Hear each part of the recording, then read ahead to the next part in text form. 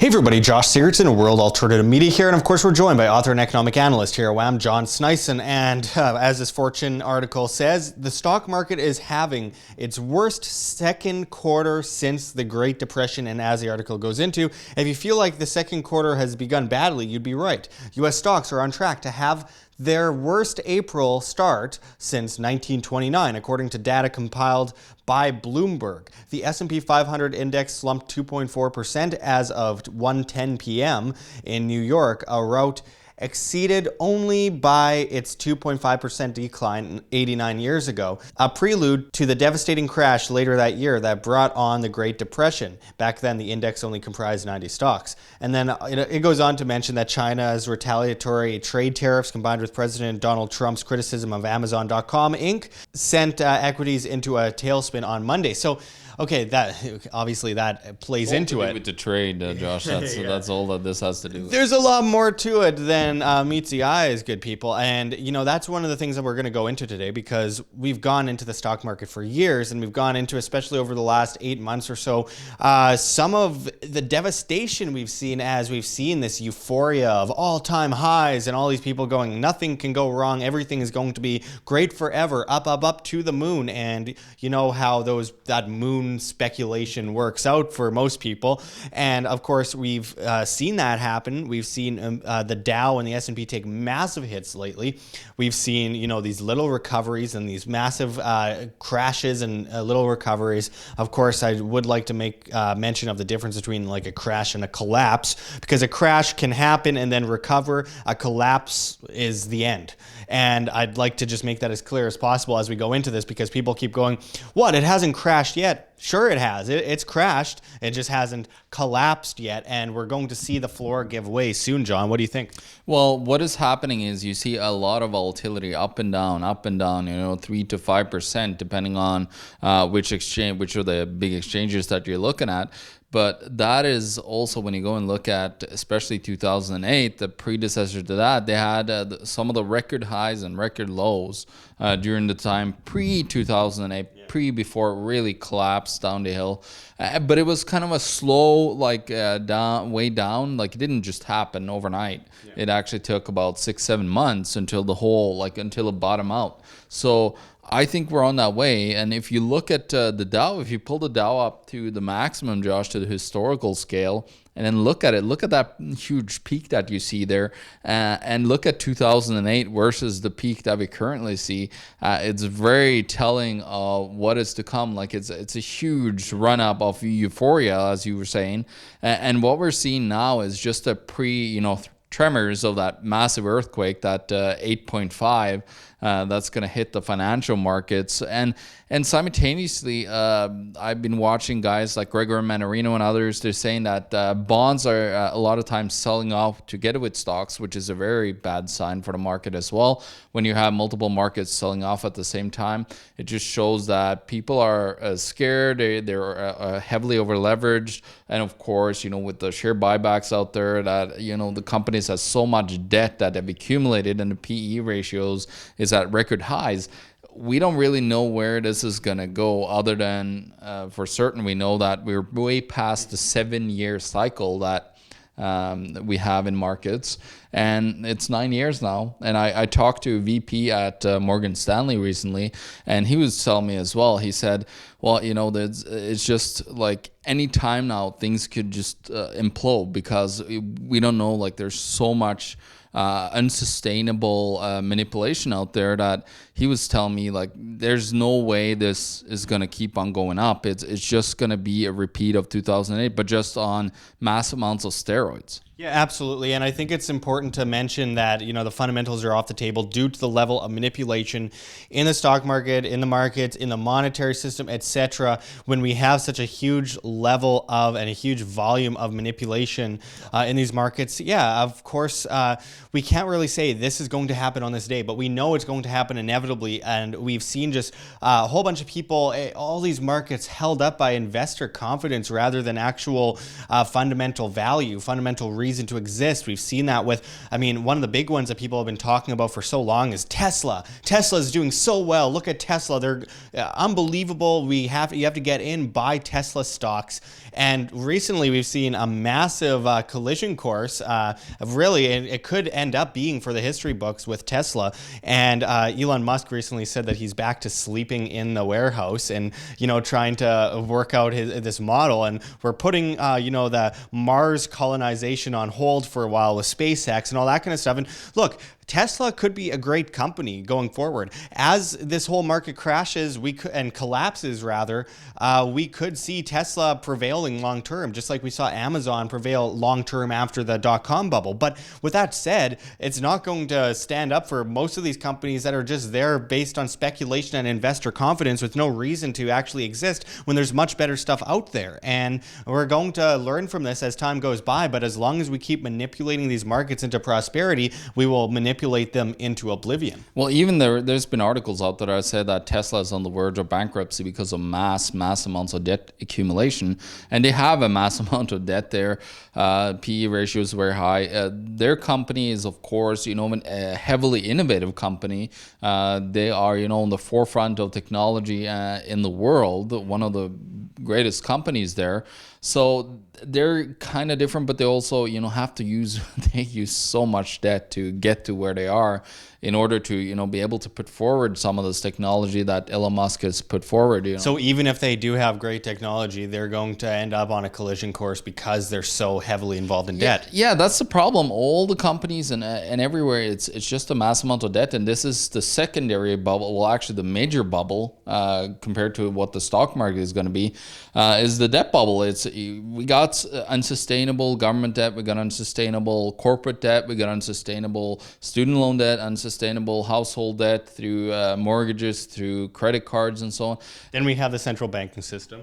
Well, yeah, they're the ones that are the lender of last resort, which have made this possible by having low interest rates, and everybody's just on a debt binge until there's a point where you saturate a market with debt and there's nobody else to get into debt, so you can pay off the newly created interest, and that's when a whole debt-based system collapses in on itself because there's not enough more debt in order to keep the system alive. And that's why you see they went into the monetization, the quantitative easing, buying it, and of course in Japan they bought straight out ETFs, and of course Norway and Switzerland have been in the stock markets in the United States. They hold over $330 billion. I was looking at the securities filings with the United States that the two central banks had, and it's just another way of trying to postpone the inevitable bubble. Like it should have happened 7 years ago. That's when we saw the initial tremors around 2016-17.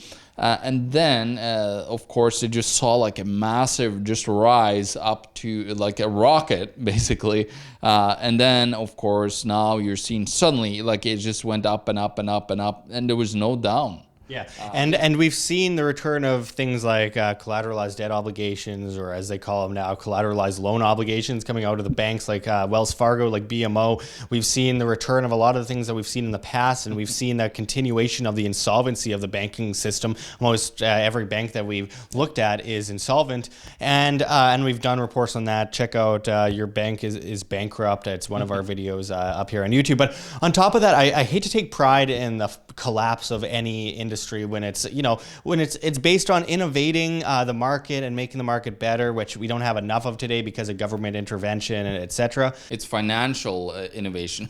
It has nothing to do with real innovation. Well, absolutely. And but with that said, I mean, like looking at people like Elon Musk, who is head of Tesla and was kind of insulting to Tesla in recent years in interviews, saying that he preferred Edison, who I can't stand, a total thief and a fraud. Anyway, Tesla is great. Tesla did incredible work, and we wouldn't have most of what we have today if it weren't for Tesla. And whenever I see someone who's leading a company called Tesla saying, "Oh, I like Edison better than Tesla," it's like, oh, sorry. Anyway, just my nerdiness when it comes to that history there. But what was even worse with Tesla, to add salt to the injury to Tesla, they actually put him on the hyperinflationary note in the Yugoslav Republic in the 1990s. Yeah, it's a joke. It's a joke. Anyway, so everything's based in manipulation these days, and a populace in debt is a populace in servitude. And of course, when they shove you down a bottomless pit of debt, you're forced to ask for a ladder up from the government and the banking system, which puts you in perfect servitude to them, exactly where they want you.